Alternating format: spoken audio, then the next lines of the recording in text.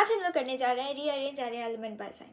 But इसको करने के पहले एक सिनेरियो इमेजिन करते हैं। लेट्स से कि एक कतार में बहुत सारे लड़कियां हैं एंड कहा गया है कि अगर मेरा पहला लड़का को मुझे रखना है एंड नेक्स्ट मुझे सर्च करना है और वहाँ पे से जो पहली लड़की है उसे मुझे रखना है, देन मुझे जो लड़का मिल रहा है उसे रखना है एंड देन जो मुझे पहली लड़की मिल रही है मुझे ऐसे रखना है। इस तरीके से करके हमें अपने पूरे के पूरे कतार को अरेंज करना है। सेम चीज़ हमें यहाँ पे करना है अपने rearrange array element by sine के साथ। यहाँ पे लड़के लड़कियों का पेयर नहीं बनाना, यहाँ पर अपोजिट साइंस का पेयर बनाना है। कि अगर मान लो मेरे पास एक एरे दिया हुआ है, ठीक है, और वो एरे में प्लस पॉइंट ये है कि जितने पॉजिटिव वैल्यू होंगे उतने ही नेगेटिव वैल्यू होंगे, तो मुझे सबसे पहले पॉजिटिव वैल्यू को रखना है एंड देन सर्च करना और पहला नेगेटिव वैल्यू को ही मुझे उसके साथ रखना है, देन एक पॉजिटिव वैल्यू को रखना है एंड पहला उसके बाद जो सेकंड नेगेटिव वैल्यू है उसको रखना है। इस तरीके से मुझे इस पूरे को अरेंज करना है और अरेंज करने के बाद मुझे वही पूरा का पूरा एरे रिटर्न कर देना है। तो इसे करने का एक अप्रोच ये हो सकता है कि हम क्या करें, सारे पॉजिटिव वैल्यू को एक जगह पे कर लें, सारे नेगेटिव वैल्यू को एक जगह पे कर लें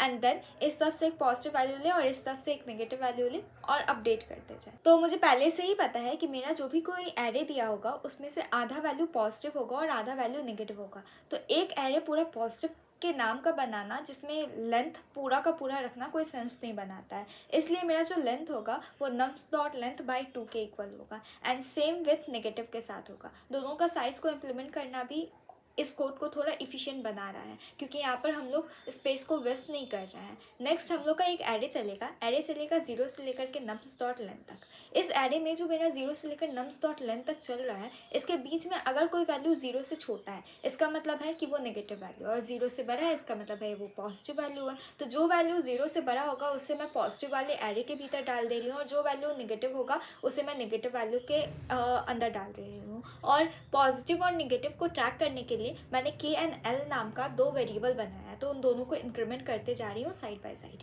एज वेल एज अब मैंने पूरा का पूरा नेगेटिव एंड पॉजिटिव एरे को पहले ही बना लिया है। अब मुझे क्या करना है, पॉजिटिव को पहले रखना है, देन नेगेटिव को रखना है, देन पॉजिटिव को रखना है, then consecutive pair of negative को रखना है। तो इस चीज़ को करने के लिए मैं क्या करूँगी, वापस एक लूप चलाऊंगी जो कि मेरा 0 से लेकर के इसके लेंथ तक जाएगा। उस पॉइंट पे आप लोगों को इवन एंड ऑड के बारे में एक बात पता होगा कि अगर कोई भी वैल्यू, जैसे मेरा पॉजिटिव का बात करूँ तो पॉजिटिव आएगा 0th पोजीशन पे, पॉजिटिव आएगा 2th पोजीशन पे, पॉजिटिव आएगा 4th पोजीशन पे एंड मेरा जो नेगेटिव है वो 1 3 ऐसे पोजीशंस पे आएगा। तो इसका मतलब है मेरा जो पॉजिटिव आ रहा है वो एक इवन पोजीशन पे आ रहा है, नेगेटिव जो आ रहा है वो एक ऑड पोजीशन पे आ रहा है। तो मुझे क्या करना है, इवन एंड ऑड को निकालने का तरीका मुझे पता है। तो मैं क्या करूँगी, परसेंटेज ऑफ 2 मेरा रिमाइंडर देता है, जिसका रिमाइंडर 0 आ रहा है इसका मतलब है वो एक इवन नंबर है। तो मैं क्या करूँगी, इवन वाले सेल्स में मैं अपना पॉजिटिव वैल्यू को डालूंगी और जो मेरा ऑड वाला सेल है उसमें मैं अपने नेगेटिव्स वाले को डालूंगी। और इस तरीके से मैं नम्स ऑफ आई के अंदर ही, यानी नम्स ऑफ एरे के अंदर ही, यानी मेरा नम्स नाम का जो एरे मिला था उसके अंदर ही